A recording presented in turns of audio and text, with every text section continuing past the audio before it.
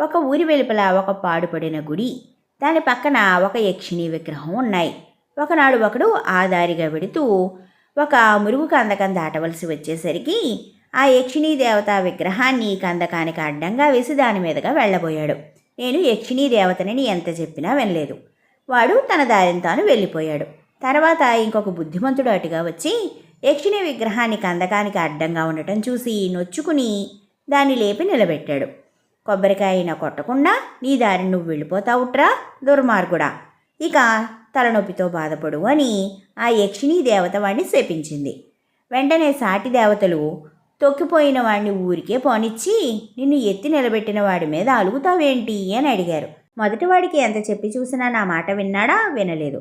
నమ్మని వాణ్ణి ఏం చేయలేం, మొత్తితే నమ్మిన వాడినే మొత్తాలి కదా అంది ఆ యక్షిణీ దేవత. అందుకని ఉచితానుచితాలు తెలిసి సహాయపడాలి.